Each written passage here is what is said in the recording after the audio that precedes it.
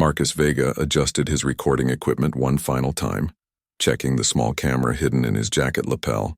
The device was barely visible, designed to capture everything without drawing attention. He had traveled 3 weeks across the galaxy to reach this remote human colony on Kepler 442b, all for this moment. His editor at Galactic News Network had been clear about what they wanted: a story that would generate clicks, controversy, and conversation. The assignment seemed simple enough. The tomb of the unknown defender had become something of a curiosity among the galactic community. Here on this frontier world, humans maintained an ancient tradition that many other species found bizarre and wasteful. A single guard stood watch over a simple stone monument, 24 hours a day, 7 days a week for an entire year before being replaced. No breaks, no shifts, no relief except for the most basic human needs. Marcus had spent weeks researching the story angle. His plan was to expose what he saw as mindless military pageantry, a waste of resources that could be better spent on colony development. The galaxy was watching Earth's expansion with growing skepticism, and stories like this would fuel the narrative that humans were too caught up in their primitive warrior culture to be effective galactic citizens. The morning air on Kepler 442b carried a crisp bite that reminded Marcus of autumn on Earth, though he had never experienced seasons there himself. Born and raised on the climate-controlled space station Harmony, he found the natural weather patterns of planetary surfaces both fascinating and uncomfortable. The sky above was a pale blue-green, with 2 small suns casting overlapping shadows that created an otherworldly light. The memorial sat in the center of New Geneva's main plaza, a simple rectangular structure made of black stone that seemed to absorb light rather than reflect it. Carved into its surface were words in multiple human languages, but Marcus couldn't read most of them from his position across the square. What drew his attention was the figure standing motionless beside it. The guard was human, male, appearing to be in his late 20s or early 30s. He wore a crisp military uniform that Marcus didn't recognize, deep blue with silver accents and ceremonial elements that seemed impractical for any real combat purpose. His boots were polished to a mirror finish, and his posture was perfectly straight, as if he had been carved from the same stone as the monument itself. Marcus observed for several minutes, waiting for some sign of movement, some crack in the facade. The guard's eyes remained fixed on a point in the distance, never wavering, never blinking more than necessary. His hands were clasped behind his back, and his breathing was so controlled it was barely visible. Other colonists moved through the plaza around the memorial, going about their daily business. Some paused to look at the tomb, and a few even nodded respectfully toward the guard, but none approached or attempted to interact with him. Marcus noted this behavior with interest. The locals seemed to treat both the monument and its guardian with a reverence that struck him as outdated. As a journalist, Marcus had covered military ceremonies on a dozen different worlds, interviewed alien generals and human admirals alike. He understood the political necessity of certain rituals, the way they built unit cohesion and public support. But this seemed different, more personal somehow, and that made it a perfect target for the kind of investigative piece that would challenge human exceptionalism. Marcus checked his equipment again and began walking toward the memorial. His plan was to start with simple questions, appearing to be merely curious rather than confrontational. He would gradually escalate, testing the guard's training and composure, looking for the moment when the facade would crack and reveal the ordinary human underneath. The stone beneath his feet was worn smooth by countless footsteps, and Marcus could see that the memorial had been here for some time. The colony of New Geneva was only 15 years old, established after the Zeta Reticuli incident had claimed an entire settlement. Marcus had read about it in his research but hadn't paid much attention to the details. Colonial conflicts were common in the Outer Rim, usually resolved through diplomatic channels or brief military interventions. As he approached, Marcus could see more details of the guard's uniform and equipment. The man carried no visible weapons, which struck Marcus as odd for a military ceremonial position. Most honor guards he had encountered were armed with decorative but functional ceremonial weapons. This guard appeared to carry nothing more threatening than a small communications device attached to his belt. The guard's face was weathered in a way that suggested real military experience, not just ceremonial training. There were small scars along his jawline and a slight crook to his nose that indicated it had been broken at least once. His eyes were a pale gray, and even from several meters away, Marcus could see that they held a focus and intensity that was almost unsettling. Marcus reached into his jacket and activated his recording equipment, then pulled out a standard interview recorder as a decoy. He wanted everything documented, especially the moment when this supposedly unshakable guard revealed himself to be just another human, putting on a show for political purposes. The plaza around them continued its normal rhythm of activity.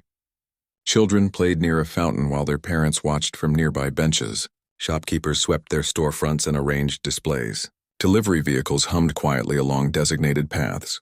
Life went on around the memorial as if the silent figure guarding it was simply part of the architecture. Marcus straightened his jacket and put on his most professional smile. He had conducted thousands of interviews, challenged dozens of military officials, and exposed corruption in 3 different star systems. One ceremonial guard on a frontier colony should be easy enough to handle. He took the final steps toward the memorial, close enough now to read the inscription on the black stone. The words were simple but powerful, "To those who gave everything so others might live." Beneath that, in smaller text, were names and dates. But Marcus was more interested in the living man standing beside the monument than the dead ones commemorated within it. Marcus cleared his throat and smiled at the guard, ready to begin what he expected would be a routine demolition of military pretense. "Good morning," Marcus said, his voice carrying the practiced warmth of a professional interviewer. "Beautiful day here on Kepler 442b, isn't it?" The guard's eyes remained fixed on their distant point. Not even a flicker of acknowledgement crossed his face. Marcus waited a full 10 seconds, then tried again with a slightly louder voice. "I'm Marcus Vega from Galactic News Network. I'm doing a story about frontier colonies and their unique traditions. I was hoping I could ask you a few questions about your role here." Still nothing. The guard's breathing remained steady and controlled, his posture unchanged. Marcus could see the man's chest rising and falling with mechanical precision. But otherwise, he might as well have been addressing a statue. Marcus pulled out his official recorder and made a show of checking it, hoping the sight of media equipment might prompt some reaction. In his experience, most people either became nervous or excited when they realized they might be on galactic news. This guard seemed to be made of different material. "I understand you're probably not supposed to talk while on duty," Marcus continued, circling slowly around the guard while maintaining what he thought was a respectful distance. "But surely a quick comment wouldn't hurt. Our viewers across the galaxy are fascinated by human military traditions." The guard's head did not turn to track Marcus's movement. His gaze remained locked forward as if Marcus didn't exist at all. This was actually better than Marcus had hoped. The more rigid and unresponsive the guard appeared, the easier it would be to paint him as a mindless automaton following meaningless orders. Marcus moved closer, now standing directly in the guard's peripheral vision. "The tomb commemorates defenders of the colony, correct? When was it established? What specific conflict does it memorialize?" He waited, recorder extended toward the guard's face. A small group of colonists had noticed the interaction and were watching from a distance, their expressions unreadable. Marcus made a mental note to interview them later about their feelings regarding the memorial's cost and purpose. "I've read that guards serve 1-year terms without relief," Marcus pressed on. "That seems like an enormous commitment of resources for a colony that could surely use the manpower elsewhere. What's your personal opinion on the efficiency of this system?" The question was designed to be problematic. Any answer would either reveal personal doubts about the assignment or force the guard to defend a position that Marcus could then challenge. But there was still no response, not even the slightest change in the guard's expression. Marcus decided to try a different approach. He moved to examine the memorial itself more closely, reading the inscriptions and looking for details that might provide ammunition for his story. The black stone was perfectly maintained, without a speck of dust or weather staining. Someone clearly spent considerable time keeping it pristine. The names carved into the stone numbered in the hundreds, far more than Marcus had expected for a young colony. Each entry included a name, rank, and date, spanning what appeared to be the entire 15-year history of New Geneva. Some entries were grouped together with the same date, suggesting specific incidents or battles. "Quite a list," Marcus commented, running his finger along one section of names. "That's a lot of casualties for a peaceful agricultural colony." Makes one wonder what really happened here, that the colonial authority doesn't want the galactic community to know about. For the first time, Marcus thought he detected the slightest tension in the guard's jaw, but it was so subtle he couldn't be certain. He decided to push further down this line of inquiry. The Zeta Reticuli incident is mentioned in the colonial records, but the details are classified, Marcus said, watching the guard carefully for any reaction. Convenient how military records always seem to disappear when civilians start asking uncomfortable questions. I suppose you wouldn't know anything about what really happened to the previous settlement. Marcus pulled out his personal tablet and made a show of checking his notes. According to my research, the previous colony just vanished. No distress calls, no survivors, no explanation. Then 6 months later, this new colony appears in the same location with heavy military oversight. Quite a coincidence. The guard's stillness was becoming almost unnerving. Marcus had never encountered someone with such complete control over their physical responses. Even trained diplomats and military officers usually showed some micro-expressions or unconscious movements during interviews. This man seemed to have transcended normal human behavior entirely. I'm curious about your background, Marcus continued, switching tactics again. What's your name? Where did you train? How does someone get selected for this particular assignment? Marcus began walking in a wider circle around the memorial, noting details about the guard's equipment and appearance. The uniform was clearly high quality, with fabric that seemed to regulate temperature and repel dust. The boots showed no signs of wear despite what must have been months of standing in the same position. The uniform is interesting, Marcus observed. I don't recognize the specific design. Is it from Earth's military? One of the colonial defense forces? Or is it something created specifically for this ceremonial role? A slight breeze picked up across the plaza, causing Marcus's jacket to flutter slightly. The guard's uniform remained perfectly still, as if the fabric itself was immune to wind. Marcus made another note about the apparent expense involved in outfitting even a ceremonial guard with advanced military technology. I have to admit, I'm impressed by your discipline, Marcus said, stopping directly in front of the guard again. But I'm also curious about the human cost. Standing motionless for hours must be physically and mentally exhausting. What kind of training prepares someone for this? What happens if you get sick or injured or simply need to rest? Marcus waited, studying the guard's face for any sign of fatigue or strain. The man's skin had a healthy color and his eyes remained clear and focused. There were no dark circles or other indicators of sleep deprivation, which seemed impossible given the supposed 24-hour duty schedule. Perhaps the schedule isn't quite as rigid as the official records suggest, Marcus mused aloud. That would certainly be understandable. No one could actually maintain this level of attention for months on end. There must be breaks, rotations, some kind of relief system that isn't publicly acknowledged. Marcus was fishing now, hoping to provoke some kind of defensive response that would reveal cracks in the official story. Military personnel, in his experience, took pride in their endurance and capabilities. Questioning their ability to perform their duties usually prompted at least some reaction. The guard remained unmoved, but Marcus noticed something else. Several colonists had stopped their activities and were watching the interview with increasing attention. Their expressions weren't curious or entertained. They looked uncomfortable, even concerned, as if Marcus was violating some unspoken protocol. Marcus decided to increase the pressure further. If direct questions wouldn't work, perhaps a more confrontational approach would crack the guard's composure and give him the dramatic footage he needed for his story. Marcus checked his hidden camera again, ensuring it was capturing everything. The growing audience of colonists actually worked in his favor. Their obvious discomfort with his questions would make excellent supporting footage for his story about military traditions that made civilians nervous. You know what I find particularly interesting? Marcus said, his tone becoming more aggressive. The cost-benefit analysis of this whole operation.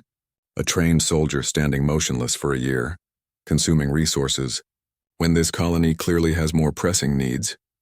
He gestured broadly at the surrounding buildings, some of which showed signs of recent repair or construction. Housing shortages, infrastructure maintenance, agricultural development. All of these require manpower, yet here we have a perfectly capable individual dedicated to... What exactly? Standing next to a rock? The guard's breathing remained steady, but Marcus thought he detected a slight change in the man's shoulder position. Encouraged, he pressed harder. Let's talk about the message this sends to other species in the galactic community, Marcus continued, moving closer until he was well within what most people would consider personal space. Humans are already viewed as overly militaristic, obsessed with conflict and honor. Displays like this only reinforce negative stereotypes. Marcus pulled up a news article on his tablet and held it where the guard could see it, though the man's gaze never wavered from its fixed point. This is from the Centauri Tribune last month. Human colonial expansion marked by excessive military presence. The article specifically mentions ceremonial guards at memorial sites as evidence of human militarization of civilian spaces. Still no response, but Marcus noticed that several of the watching colonists had moved closer. Their body language suggested they were not pleased with his line of questioning, but that only added to the drama he was trying to create. I wonder what the families of these fallen defenders would think about their sacrifice being used for political theater, Marcus said, his voice carrying clearly across the plaza. Their loved ones died for practical reasons, protecting the colony from real threats. Now their memory is being exploited to justify wasteful ceremonial positions. For the first time, Marcus saw a definite reaction. The guard's left hand, clasped behind his back, formed a fist so tight that his knuckles went white. It was a tiny crack in the facade, but Marcus had learned to spot such things in his years of investigative journalism. That got a reaction, Marcus said with satisfaction.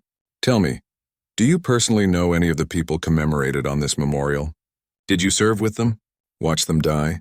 Or are they just names on a stone to you? The guard's jaw tightened almost imperceptibly, but his eyes remained fixed forward. Marcus sensed he was getting close to a breakthrough. Military personnel, especially those with actual combat experience, rarely responded well to having their fallen comrades dismissed as mere symbols.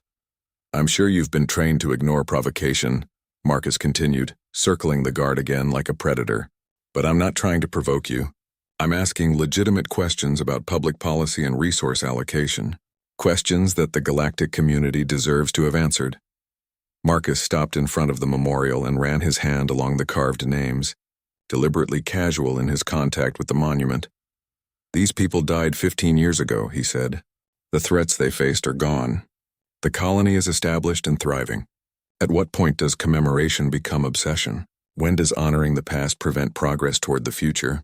The watching colonists had formed a rough semicircle around the memorial, their numbers growing as word spread through the plaza. Marcus could see shop owners stepping out of their stores, workers pausing in their tasks, even children being quietly pulled back by their parents. The atmosphere was growing tense. I noticed the crowd gathering, Marcus observed, glancing around at the colonists. Are they here to protect you from difficult questions? Or are they here to ensure you don't answer them? Marcus turned his attention back to the guard, standing close enough that the man would have to look down to make eye contact if he chose to do so. Let me try a different approach, Marcus said, his voice dropping to a more conversational tone. I understand loyalty. I understand duty. But I also understand when those concepts are being manipulated by politicians and military leaders who profit from perpetual conflict. He paused, studying the guard's face for any sign of doubt or uncertainty. You're not serving these fallen defenders by standing here like a museum piece, Marcus continued. You're serving bureaucrats who want to maintain military budgets and colonial officials who use fear to justify authoritarian policies. The guard's breathing pattern changed slightly, becoming marginally faster. Marcus had found another pressure point. The real question is whether you're brave enough to think for yourself, Marcus said, his voice now carrying clearly across the silent plaza. Whether you're willing to question orders that don't make sense. Whether you're a soldier or just a very expensive statue. Marcus pulled out his tablet again and began reading from another article.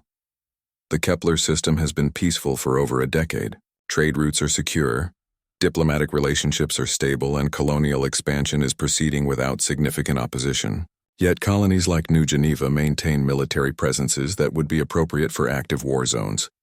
He looked up from the tablet, staring directly at the guard's profile. So what are you really guarding against? What threat justifies this level of military pageantry? Or is this all just theater designed to keep the population in a state of controlled fear? The silence in the plaza was becoming oppressive. Even the normal sounds of colonial life seemed muted, as if the entire settlement was holding its breath. Marcus could feel the weight of dozens of eyes watching him, But he was committed to his course now. "I'll make you a deal," Marcus said, stepping back slightly but keeping his voice loud enough for everyone to hear. One honest answer. One genuine human response. Just acknowledge that this whole display is as much about politics as it is about honor. Marcus waited. His recorder extended toward the guard's face. "Or prove my point by continuing to stand there like a mindless automaton, following orders without question, serving masters who see you as nothing more than a useful prop in their ongoing propaganda campaign." The tension in the plaza was becoming palpable. Marcus could see anger in the faces of some colonists, worry in others. A few had pulled out their own recording devices, though whether to document his questions or the guard's responses, he couldn't tell. Marcus decided to make one final push, the kind of direct confrontation that would either break the guard's composure entirely or provide perfect footage of military inflexibility for his story. "Tell me," Marcus said, his voice now carrying an edge of contempt. "What exactly makes you think standing next to a rock makes you a hero?" The words hung in the air like a challenge thrown down before an entire community. Marcus felt a surge of satisfaction as he watched the colonists' faces register shock and anger at his deliberate provocation. This was exactly the kind of dramatic moment that would make his story compelling, viewing across the galaxy. For several long seconds, the silence stretched unbearably. Then, without moving his body or changing his gaze, the guard spoke. His voice was quiet but carried clearly across the plaza, each word precisely articulated. "I don't think standing next to a rock makes me a hero, Mr. Vega." Marcus nearly dropped his recorder in surprise. After an hour of complete silence, the sudden response caught him completely off guard. But he recovered quickly, sensing victory. "Finally," Marcus said, raising his recorder, "an honest answer. So you admit this is all meaningless ceremony?" "No," the guard replied, still without moving. "I think the 732 people whose names are carved into this memorial were heroes. I think the 115 children who are alive today because of their sacrifice deserve to have their defenders remembered. And I think any journalist worth his credentials would have done 5 minutes of actual research before coming here to mock the dead." The quiet authority in the guard's voice sent an unexpected chill down Marcus's spine. This wasn't the defensive reaction he had anticipated. This was something else entirely. "Research?" Marcus scoffed, though he could hear his own voice wavering slightly. "I spent weeks preparing for this story. I have all the relevant colonial records, casualty reports, budget allocations." "You have sanitized government documents," the guard interrupted, his tone still controlled but now carrying an unmistakable edge. "You read about the Zeta Reticuli incident and dismissed it as a bureaucratic cover-up. You looked at casualty numbers and saw statistics. You never bothered to learn what actually happened here." Marcus glanced around the plaza. The colonists' expressions had shifted from anger to something approaching anticipation, as if they had been waiting for this moment. "Then enlighten me," Marcus said, trying to regain control of the interview. "What really happened? What could possibly justify—" "The previous colony had 43,000 residents," the guard said, his voice cutting across Marcus's words like a blade. "Families, children, elderly, workers, scientists, artists. On March 15, 2157, contact was lost. When the first rescue ships arrived 6 days later, they found empty buildings, abandoned vehicles, and no signs of struggle." The guard paused, and for the first time his eyes moved slightly, though they didn't leave their forward focus. "No bodies, Mr. Vega. 43,000 people had simply vanished without a trace. No distress calls, no evacuation records, no evidence of where they had gone or what had taken them." Marcus felt his confidence beginning to erode.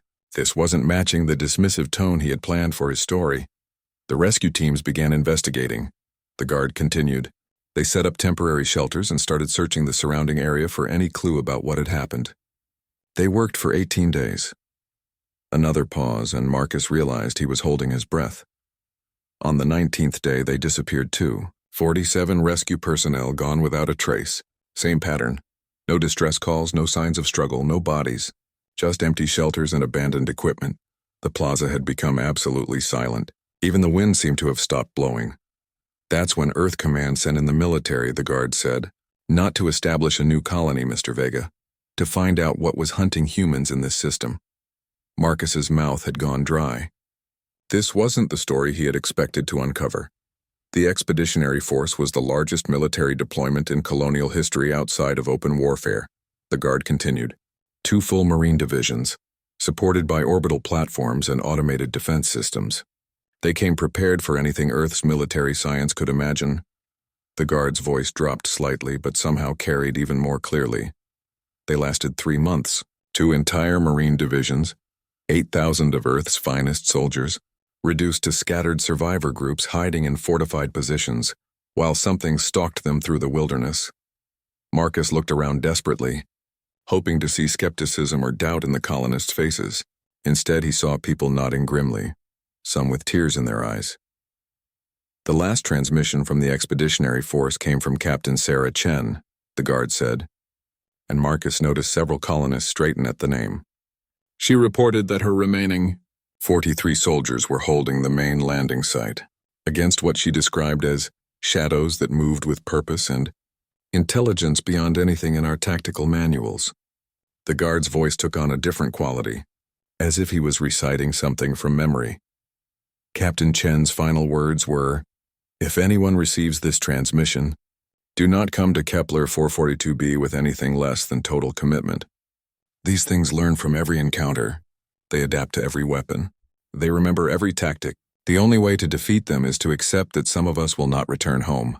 But we will make them pay for every human life, and we will ensure they never threaten another human settlement." Marcus felt sick. The story he had come to write was crumbling around him. The silence lasted 48 hours, the Guard continued. Then a single automated beacon activated, broadcasting on all frequencies. The message was simple.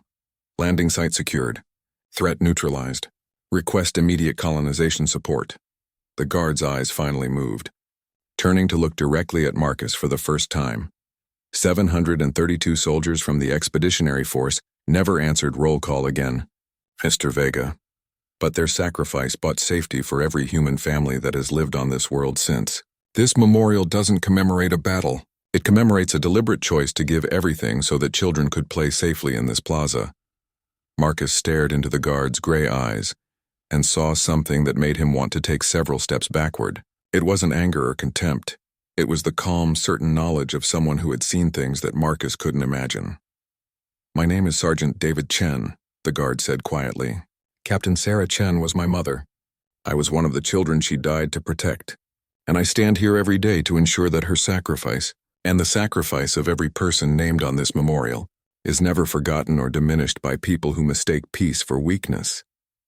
The recorder fell from Marcus's nerveless fingers, clattering on the stone plaza.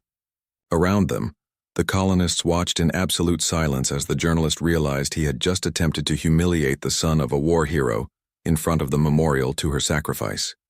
Marcus bent to retrieve his recorder with trembling hands, his mind reeling from what he had just heard.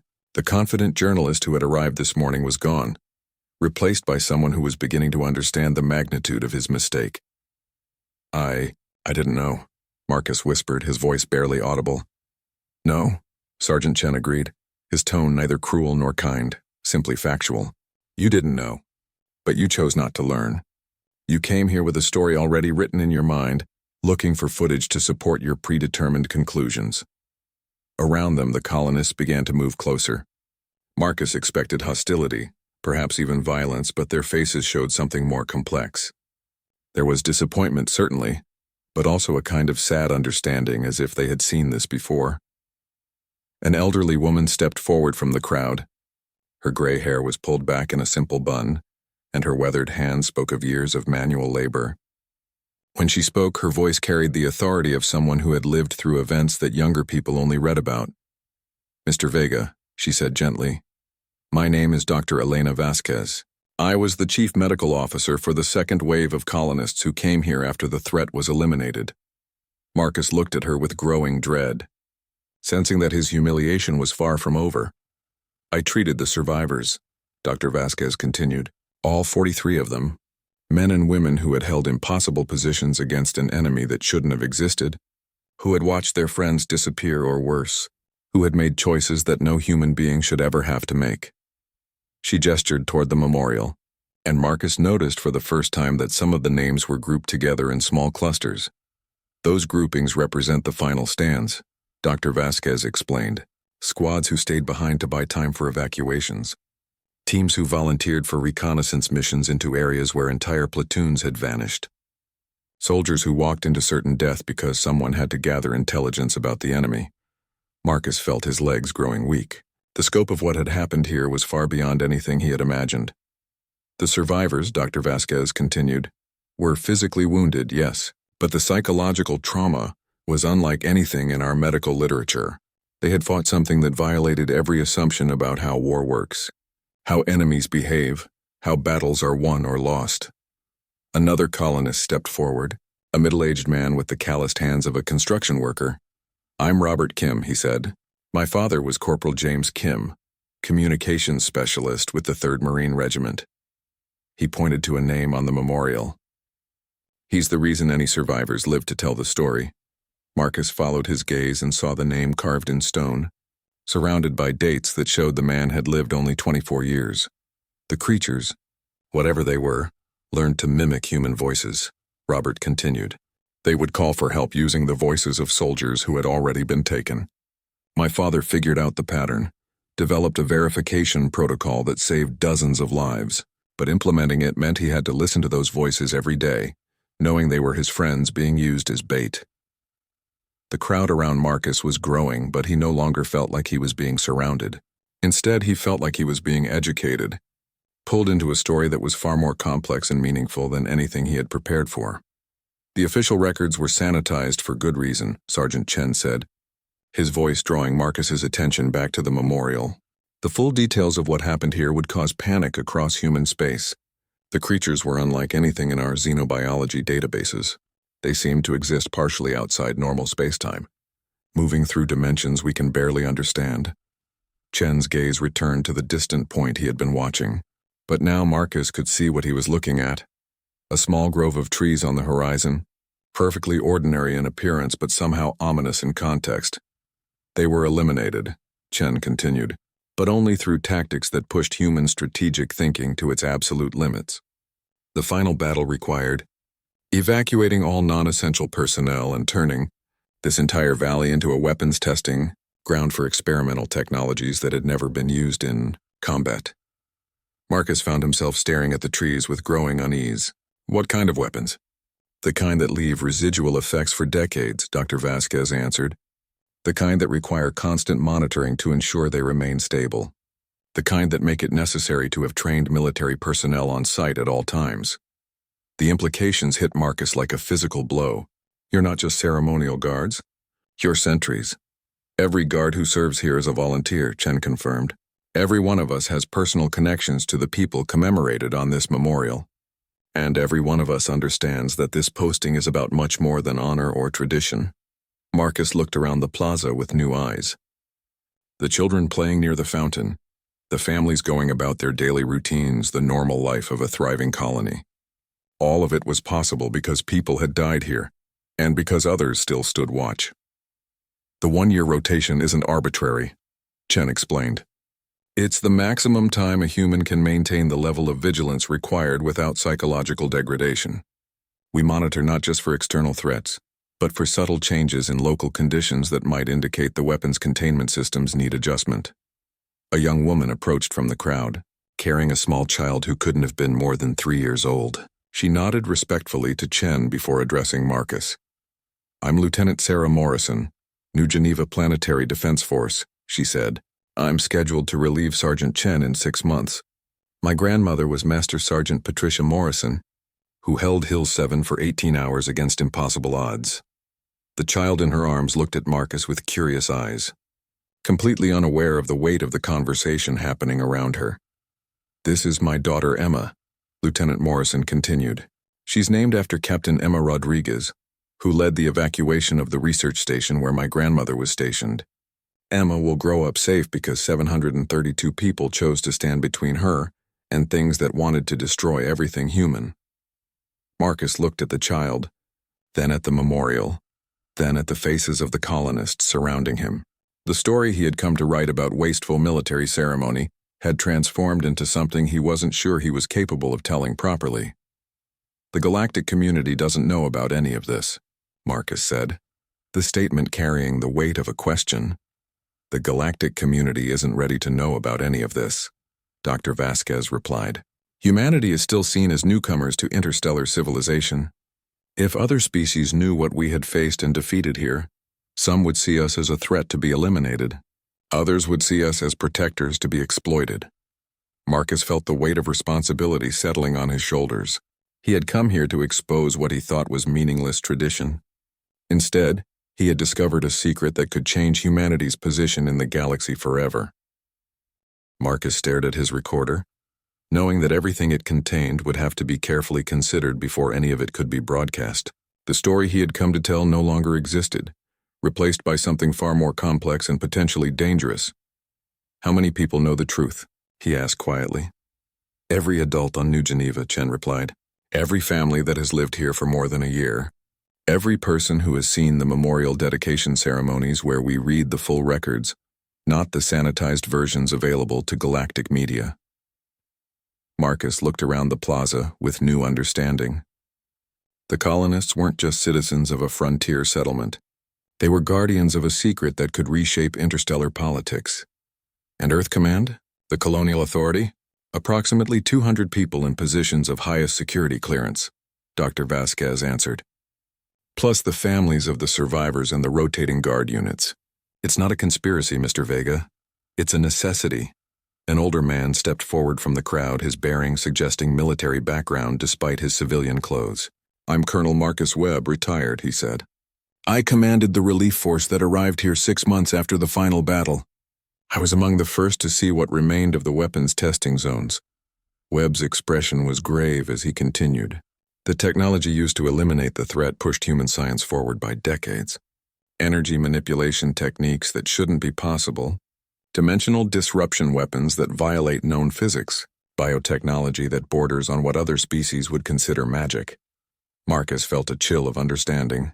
The galactic community would demand access to those technologies, or they would demand that humanity be restricted from developing them further, Webb confirmed. Species like the Centauri Federation already view human expansion with suspicion.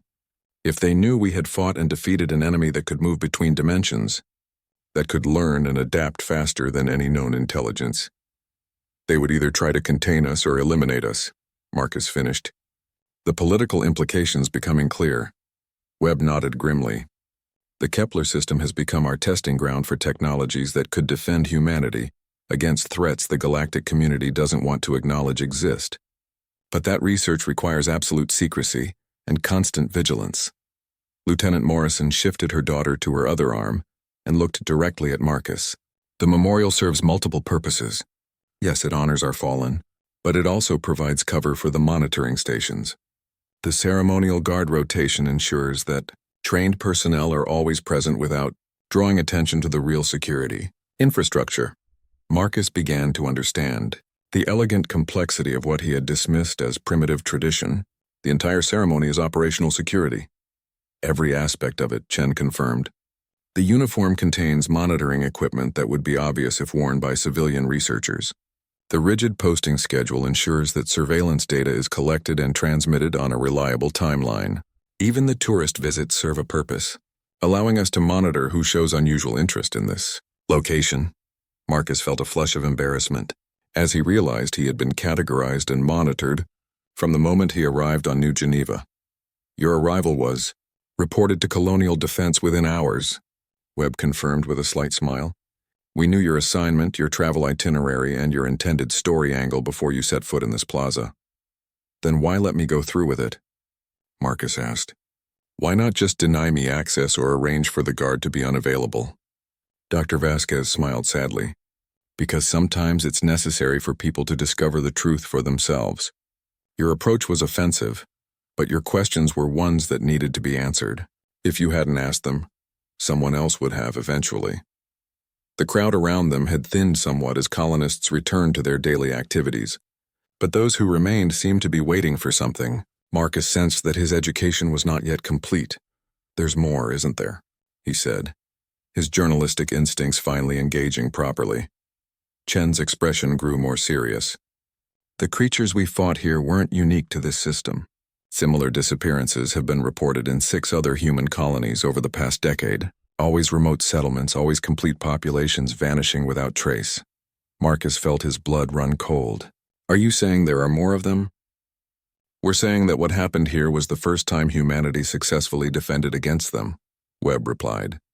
The techniques developed here, the weapons tested in that valley, they've been deployed to other threatened colonies. Quietly, secretly, successfully. The galactic community thinks humanity is expanding rapidly because we're aggressive and militaristic, Lieutenant Morrison added. They don't realize we're expanding rapidly because we're running a defensive campaign against something that hunts sapient species. Marcus looked back at the memorial with completely new eyes. The names carved in stone weren't just casualties of one battle. They were the first humans to develop tactics against an enemy that threatened all human colonies. How many other memorials like this exist? He asked. 7 so far, Chen answered. Each one marking a colony that faced the threat and survived. Each one maintained by guards who understand what their vigilance really protects. Marcus thought about the article he had planned to write, about the superior galactic civilization that humans should aspire to join as peaceful members.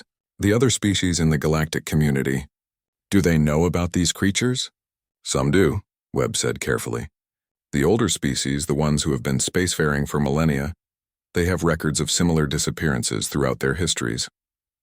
They've learned to avoid certain regions of space to establish colonies only in areas they consider safe. But they never fought back? They never succeeded in fighting back, Dr. Vasquez corrected. Species like the Centauri developed technologies that could detect the creatures and avoid them. They built early warning systems and retreat protocols. They learned to survive through caution and containment. Marcus began to understand the larger picture. Humans are the first species to actually defeat them. And that, Webb said, is why our rapid expansion terrifies some of the older galactic civilizations. We're not just building colonies. We're pushing into regions of space that have been considered off-limits for thousands of years, and we're making them safe for sapient life. The implications were staggering. Humanity wasn't just another young species joining galactic civilization. They were potentially changing the fundamental balance of power in known space. The memorial tradition, Marcus said slowly, it's not just about honoring the dead. It's about maintaining operational readiness for a conflict that most of the galaxy doesn't want to admit exists. Chen nodded. Every guard who serves here trains for the possibility that the threat could return. Every rotation maintains equipment that could detect interdimensional incursions. Every ceremonial duty is actually a combat readiness exercise. Marcus looked at his recorder again, realizing that the story contained within it could not be told as he had originally intended. But perhaps it could be told differently, in a way that honored both the truth and the necessity of keeping that truth secret. 3 hours later, Marcus sat on a bench at the edge of the plaza, his recording equipment packed away and his mind struggling to process everything he had learned. The late afternoon sun cast long shadows across the memorial, and Sergeant Chen remained at his post as motionless as he had been when Marcus first approached him that morning. Dr. Vasquez sat down beside Marcus carrying 2 cups of coffee from a nearby shop. She offered one to him with a gentle smile. "First time having your worldview completely reconstructed?" she asked kindly. Marcus accepted the coffee gratefully, using the warmth to steady his shaking hands. "I've been a journalist for 15 years. I thought I understood how to research a story, how to ask the right questions, how to get to the truth." "You do," Dr. Vasquez assured him. "You just made the mistake of assuming you already knew what the truth was before you started looking for it." Marcus watched the steam rise from his coffee, gathering his thoughts. "I came here to write a story about wasteful military traditions and human aggression. Instead, I discovered that humanity might be the galaxy's first line of defense against something that most species don't even want to acknowledge exists." "That's a fairly accurate summary," Dr. Vasquez agreed. "So what do I do now?" Marcus asked. "I can't write the story I came here to write, but I also can't write the story I actually discovered without potentially endangering every human colony in known space." Dr. Vasquez sipped her coffee thoughtfully. "What do you think the purpose of journalism is, Mr. Vega?" Marcus had been asked this question many times throughout his career, but never under circumstances like these. To inform the public, to hold power accountable, to reveal truth that people need to know. All worthy goals, Dr. Vasquez said. But perhaps the most important purpose is to help people understand their place in the world, to provide context for why things are the way they are. Marcus looked across the plaza at the memorial, where Sergeant Chen continued his silent vigil. You're suggesting I can tell a true story without revealing classified information. I'm suggesting that there are many true stories that can be told about what you witnessed here today, Dr. Vasquez replied. Stories about sacrifice and dedication. Stories about the cost of security and the price of peace. Stories about why traditions that seem meaningless to outsiders can carry profound significance for the communities that maintain them. Colonel Webb approached their bench, having overheard the conversation. Mr. Vega, what did you see when you watched Sergeant Chen today? Marcus considered the question carefully. I saw someone who takes his responsibility seriously. Someone who understands that his duty carries weight beyond what's immediately visible. Someone who honors the memory of people who made ultimate sacrifices. Then you saw the truth, Webb said simply.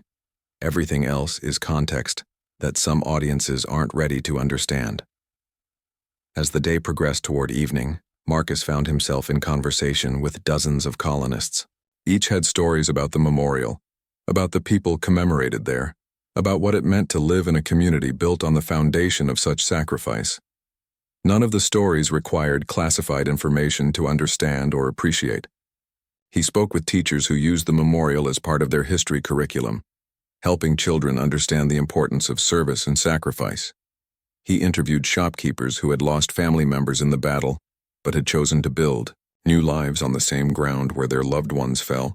He met artists who had created works inspired by the memorial, finding beauty and meaning in the midst of tragedy. As the sun began to set, Marcus found himself standing before the memorial again, but this time his approach was different.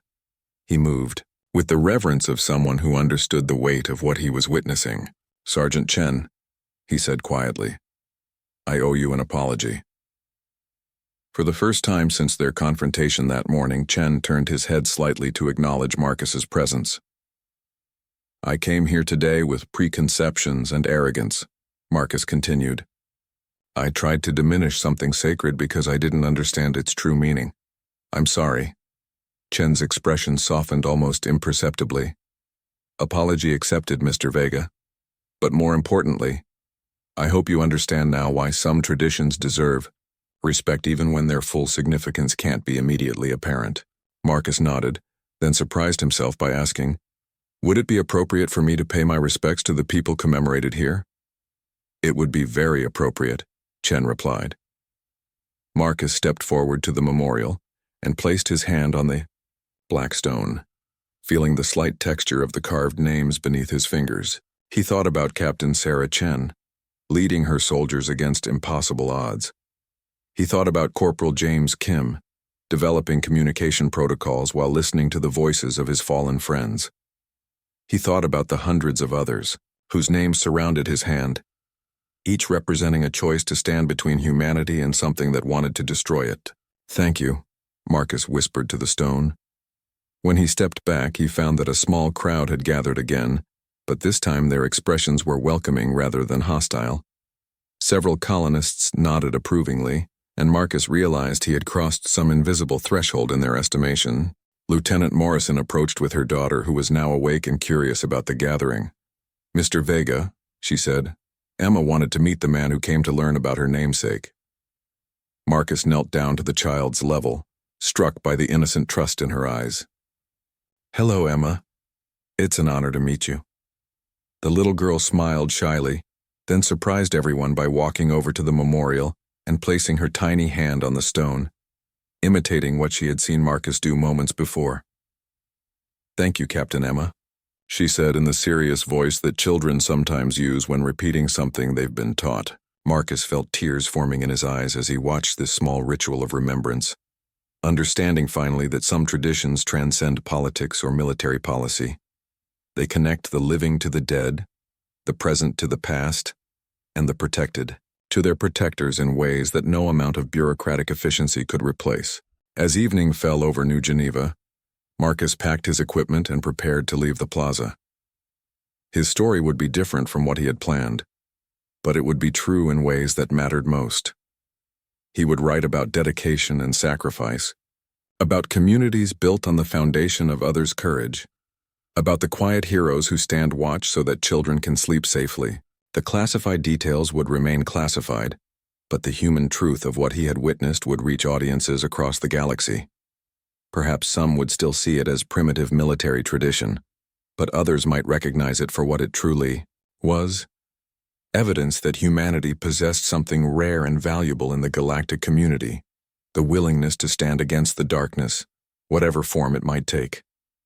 Marcus walked away from the memorial as the first stars appeared in Kepler 442b's evening sky, carrying with him a story that was both smaller and larger than the one he had come to find. Behind him, Sergeant Chen resumed his silent vigil, guardian of both the honored dead and the living truth that some sacrifices are too important to be forgotten, and some duties too sacred to be abandoned.